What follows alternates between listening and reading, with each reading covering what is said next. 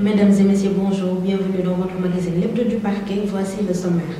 Procès Karim Wade, Victor Tendeng, chauffeur et assistant du fils d'Abdoulaye Wade à la barre. Abus de confiance et détournement de 60 millions, la société Alga traîne en justice son directeur technique.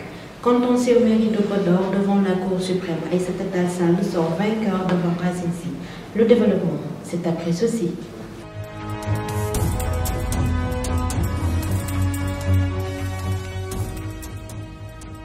Le procès de Karim Wade et de ses co-prévenus continue son bon nombre de chemin. Jeudi passé, après avoir rejeté la demande de renvoi de la défense, la Cour est passée à l'audition des témoins malgré l'opposition de la défense. Et c'est Victor Tendeng, le chauffeur de Karim Wade, qui a ouvert le bal. Écoutons le récit de Marie-Pierre Benga. On n'arrive pas à cerner l'homme. Tantôt drôle, tantôt évasif, Victor Tendeng est un soldat en dur à cuire. Parfois, on a l'impression qu'il ne maîtrise pas son sujet ou qu'il cherche à protéger quelqu'un, mais l'homme semble avoir une ligne de conduite et il la suit. Chauffeur et assistant de Karim Wade, il a comparu hier devant la CREI en tant que témoin dans le procès Karim Wade ici. C'est dans sa présentation qu'il a eu le don de faire sortir le président Henri Grégoire Diop de Senghor. Je suis chauffeur et assistant du détenu politique Karim. Il n'aura pas le temps de terminer sa phrase que le juge le recadre. Vous n'avez pas à faire de commentaires. Dites juste ce qu'on vous demande. Balance le président Diop. Victor Tendeng revient à la charge. Mais c'est Karim Wade qui s'est présenté comme cela devant vous. Cela ne vous regarde pas, fait remarquer le président. Gendarme de profession, il a été détaché à la maison du président Abdoulaye Wade au service de Karim Wade le 2 octobre 2002. Et depuis ce jour, est née une grande amitié, une grande confiance entre les deux hommes. Victor Tendeng est chargé des missions de coach de Karim Wade et de la liaison entre le bureau de celui-ci et les autres ministères pour l'évacuation du courrier. Cette précision faite, il est soumis au feu roulant des questions de la Cour. Est-ce que Karim Wade vous donnait des fonds pour des versements? Oui, il me donnait des fonds que j'ai déposés soit à la SGBS, soit à la CBAO. D'où provenait cet argent? C'est son père qui le lui donnait. Est-ce que vous avez une fois donné de l'argent à maître Patricia Lac Diop de la part de Karim Wade? Là, Victor Tendeng se redresse et lance à la Cour. J'ai versé de l'argent dans le compte de maître Patricia Lac Diop. C'était une somme de 10 millions de francs CFA. Karim Wade m'avait demandé de le rejoindre au palais. J'étais témoin physique, oculaire et auditif quand le président Wade remettait de l'argent à Karim Wade. Nous sommes entrés dans un salon, dans l'un des appartements privés du président Wade. Le président Wade a tendu un bloc à Karim Wade et lui a dit « Je voudrais que tu remettes cet argent à un homme de confiance parce que, quand je tombe à certains des fonds, il les utilise pour autre chose. » C'est ainsi que Karim m'a remis l'argent. Je me suis rendu à l'étude de maître Lac Diop et à la comptabilité. Ils m'ont dit que, pour des raisons de transparence, ils ne pouvaient pas prendre l'argent. Ils m'ont donné un numéro de compte et je suis allé verser l'argent dans ce compte et je suis encore retourné à l'étude pour donner le reçu de versement à la comptabilité de maître Lac Diop. Combien de fois avez-vous versé de l'argent dans le compte de maître Lac Diop? Une ou deux fois, si mes souvenirs sont bons. Vous donnez-il des chèques? Non. C'était toujours du liquide et j'ignorais toujours les raisons de ces versements. Connaissez-vous Bibo Bourgi? Oui, je l'ai connu en 1996 si mes souvenirs sont bons.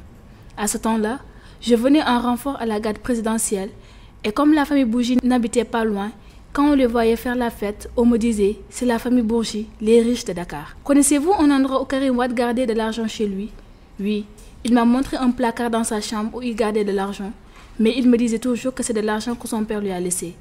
Cet argent est utilisé quand Karim Wade était hors du pays pour les courses de la maison.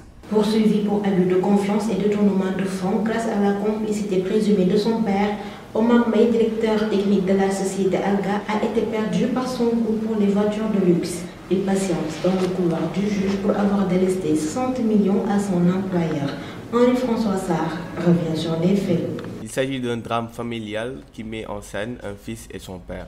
L'ancien directeur technique de la société Alga, fils de l'ex-directeur général de cette boîte, est présentement dans les liens de la prévention pour les crédits présumés d'abus de confiance et de détournement de fonds portant sur la somme de 60 millions au préjudice de la dite société. Depuis plus de 2 semaines, il attend son face-à-face avec le juge pour expliquer les travers de cette gestion, grâce à la complicité présumée de son père. Directeur général de société entre 2004 et 2012, Sidi Mbaye aurait profité de son poste pour créer ce trou dans les comptes de société au profit de son fils qui était le directeur technique de la même entreprise. En fait, il ressort de la plainte qui a été servie aux prévenus que suite à une réunion annuelle du conseil d'administration de la société Alga Sall, Sur la gestion de l'année 2010, il a été découvert dans la comptabilité un gap de 60 millions de francs CFA. Des recherches effectuées par Alioune Ndiaye, gérant de la dite société, ont révélé que des chèques et des factures visés par Sidi Mbaye, délégataire de signature, ont servi à l'achat d'un véhicule de marque BMW X5 pour le compte de son fils Oumar Djibi Mbaye. Ce véhicule est acquis au prix de 46,5 millions de francs CFA, entièrement tiré des comptes de la société Alga. Oumar Mbaye a ainsi bénéficié de la complicité de son père, lequel a profité de la délégation de signature du gérant en voyage d'affaires à l'étranger pour effectuer cette dépense de prestige. Les plaignants, pour étayer leur allégation, ont même produit une facture pro forma délivrée par le concessionnaire Carrefour Automobile. Ils ont aussi produit 2 chèques portant respectivement sur des montants de 500 000 et de 13 600 000 francs puisés dans les comptes de la société logée à la CBAO. Après avoir acquis le véhicule au nom de la société Alga, Oumar Mbaye a établi une carte grise en son nom. Après avoir commis leur forfait, Oumar Mbaye et son père, Sidi Mbaye, ont rendu leur démission en 2012. En partant, le fils n'a pas restitué le véhicule à son employeur. Devant les enquêteurs, le directeur technique n'a pas cherché à nier les faits. Oumar Mbaye soutient que la direction de l'entreprise, sous l'égide de son père, avait décidé de lui octroyer un véhicule. C'est en ce sens qu'il a contacté Carrefour Automobile, qui a accepté de lui faire un acompte de 18 millions de francs CFA et le reste payable par traite à l'échéance le 30 avril 2011. Son père a reconnu aussi devant les enquêteurs avoir usé de son statut de directeur général pour passer la commande du véhicule au profit de son fils qui sera jugé la semaine prochaine. Aïssata Tall Sall vient de remporter haut la main la victoire devant Mamadou Racine Sy. Le patron des hôteliers a ainsi donc perdu la face devant la socialiste. La haute juridiction a informé l'arrêt rendu par le juge Taïfou Diop et ses 4 conseillers avant de redonner la victoire à Aïssata Tall Sall. Mamfama Guetcha nous fait le point.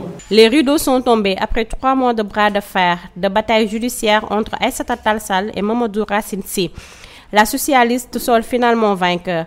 Jeudi, la Cour suprême a tranché sur la question à la suite de l'arrêt rendu le 12 août par la Cour d'appel de Saint-Louis et qui lui avait retiré sa victoire au profit du puissant homme d'affaires Mamadou Racine Sy. Désormais, Aïssata Tall Sall est seule maîtresse à bord à Podor pour avoir remporté la mairie. L'attente était longue, les débats clos à 13h30. La Cour avait donné rendez-vous à 16h pour vider avant de reporter les délibérés à 18h. C'est finalement à 19h qu'ils ont commencé à vider les délibérés. En effet, la nouvelle édile de Podor avait déjà le parquet général à ses côtés.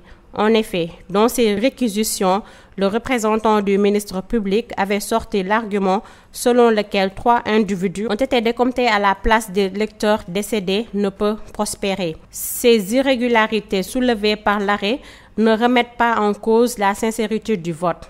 Selon le procureur général Ousmane Dieye, vous n'en tirez toutes les conséquences de droit, avait-il conclu. Il a été entendu par le président Abdoulaye Ndiaye et ses conseillers qui ont fondé principalement leur motivation sur cet aspect. En effet, la Cour a remarqué que même si on défalque les 3 personnes décédées qu'on aurait fait voter, cela ne peut changer le fait qu'Aïssata Tall Sall a gagné. Ce, après avoir noté que le mémoire en défense déposé par les avocats de Racine Sy portant sur le fait que 3 personnes ont été considérées comme électrices alors qu'elles sont décédées a été déposée après. Or, la requête aux fins d'annulation déposée par les conseils de Racine Sy le 4 juillet ne soulève pas cet argument. Du coup, elle a infirmé l'arrêt de la Cour d'appel de Saint-Louis avant de confirmer les résultats donnés par la commission et selon lesquels Aïssata Tall Sall est sortie vainqueur. Merci Mamfama, cet élément met fin à ce présent numéro.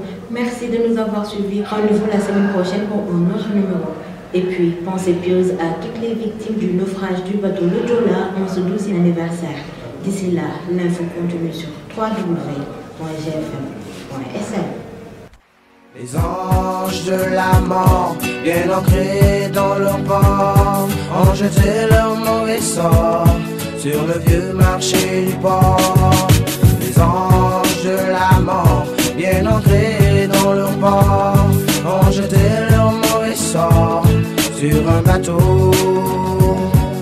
Les anges de la mort, bien ancrés dans leur port, ont jeté leur mauvais sort sur le Joola. Il a